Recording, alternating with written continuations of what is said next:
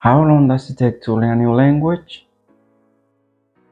Before we answer this question, we will see the reason why some people start learning a language and after 1 year, sometimes before, they get fluent in that language. Others continue to learn their whole life and they never get fluent. Are you ready? Let's begin. When somebody's asking this question, it's because they don't want to take time to learn the language. They just want to open their mouth and start speaking in the language. And this is understandable because nowadays everybody is very busy doing a lot of things every day. First of all, I want to say this. Learning language is not something that you start today and after 3 months, 6 months, 1, 2 years, you're finished, you're already done. You don't need to learn the language anymore because you are done. That's not how it works. Learning language is like learning any other career. You learn, but you continue to improve the whole life. So that's why I always say in my videos, to learn a language, we need to take time. We learn a language to use it every day. If that's not the purpose, don't waste the time. Yeah, exactly. We need to have a strong reason why so that we can continue to be motivated to improve our language. Of course, I understood. I got you. What you mean with this question is how long it will take you to reach a level in which you can communicate properly in that language. And my answer to this question is that depends. That depends on you, and I'm going to tell you the why. And I'm also going to give you some tips so that you can speed up your learning process. For example, like I said before, I know some people who started learning English 20 years ago and they are still learning and they are not yet able to speak English fluently. On the other hand, I know others who start learning English after 1 year, they are already able to speak English fluently, or at least they are able to communicate ideas in English without problem. They are intermediate, I would say. But why this big difference? There are a lot of factors that influence this. For example, like I said before, the motivation you have to learn the language is something very important. The method that you use to learn the language is also very important. For example, in my own case, I was very motivated to learn English because I had dreams and goals. And remember, dreams without goals are just dreams. Be careful with that. But this is a different topic that I will make another video to talk about this. So when we have goals, when we have dreams, for example, in my case, I wanted to leave my country. I wanted to find a better job. I wanted to explore the world. I wanted to meet new people from different countries, from different cultures, and I did it. I even wanted to have a relationship in English with someone who spoke another language from another culture, another country, and I did it when I was on board the ship. So, like I said before, like I said in other videos, in other languages, when we decide to learn new languages, to do something very important. If that's not the purpose, just quit it. Don't waste your time. Do something productive, something different, something important for your life. Sorry, this video was not supposed to be about self-improvement, which is the other topic of this video. I will make another video, other videos in other languages talking about this because this is also very important to me. Self-improvement and languages learning. That's what I'm interested in. Anyway, I already mentioned the discipline. Discipline is very, very important. Not only for learning language, but for everything. Discipline should be everywhere, all the time. Now I'm going to talk to you about something that we already mentioned in the last video, which is the method. We were saying that everybody is different, everybody learns in a different way, so that everybody should learn, everybody should find their own method to learning language. Now I'm going to talk to you about the tools because we have a lot of tools on internet. For example, the apps for free to learn a language. We can also use social media. In my case, I am using YouTube and HelloTalk. HelloTalk is an app to practice. That's my favorite one to practice my French. You can talk, you can listen to the others, you can message, you can read the written messages.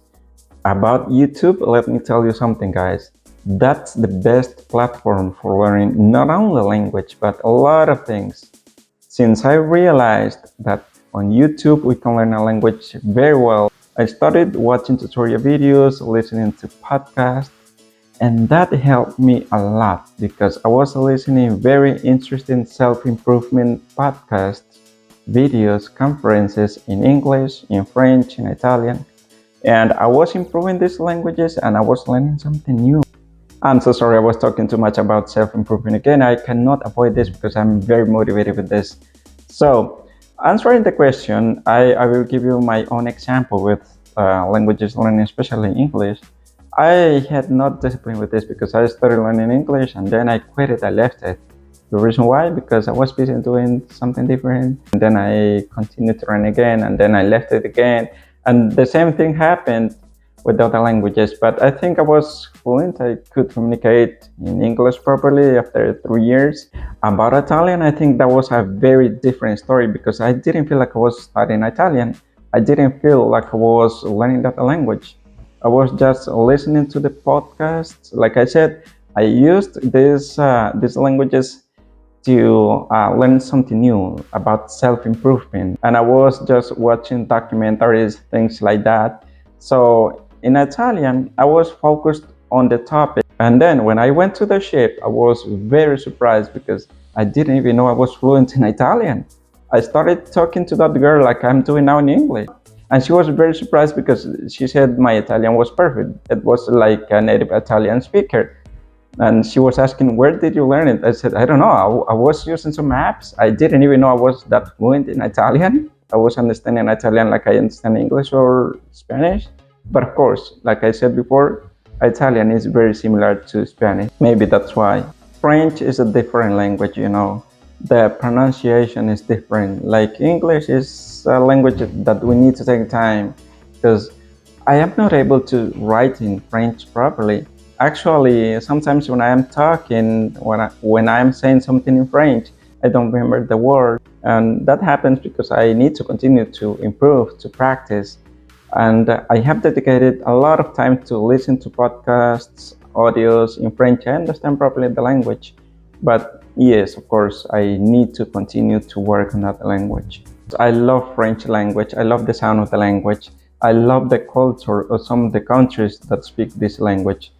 Because remember that French is spoken in many countries. Like I said, I had a girlfriend from Mauritius. Mauritius is an island. It's a small island between Africa and Asia. And those people are very nice. And this girl helped me a lot with my French.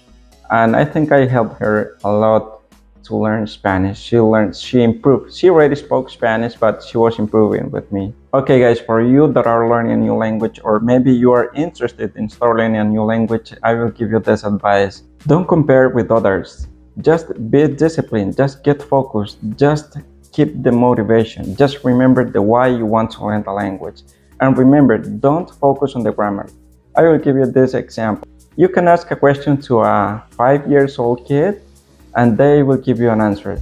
I mean, they can ask you a lot of questions. They can give you a lot of answers. They can tell you stories. You can talk with a 5-year-old kid and they don't know what the grammar word means. They don't know anything about verbs, prepositions, nothing, but they know how to make it work. So just focus on the language and focus on the sound of the language. Try to imitate the sound of the language. This will help you to understand the language and to be able to speak properly. I remember myself when I started learning English, I said, I don't want to speak like some of the famous people that we already know. And I said, okay, I will learn how to pronounce English well. I heard some people that said, if you were not born in America, in Canada, or in the United Kingdom, you were not able to speak like them, blah, blah, blah. I said, okay. But what I say now is, yeah, we will not able to speak like them. Maybe better than some of them. Yeah, the fact that somebody is from America doesn't mean that they speak perfectly. Same for British, Canadians, others. What I'm saying is sometimes native speakers are not perfect. Sometimes somebody who comes from another country, some people learn our language in another country and they can speak much better than us. I know some people like that. That's why I started improving my Spanish. And for doing that, I will give you a very nice tip. Just by reading books out loud and record yourself, record your voice, and then you will realize that your Spanish is not that perfect. Your native language, English, Italian, is not perfect. Then you will realize that you need to improve your pronunciation and your language. That's it for now. Thank you so much. If you like the video, don't forget to subscribe and give me a like. Don't forget to share with others and don't forget to subscribe to the channel. so that you don't miss videos like this. Muchas gracias por su valioso tiempo. Chao.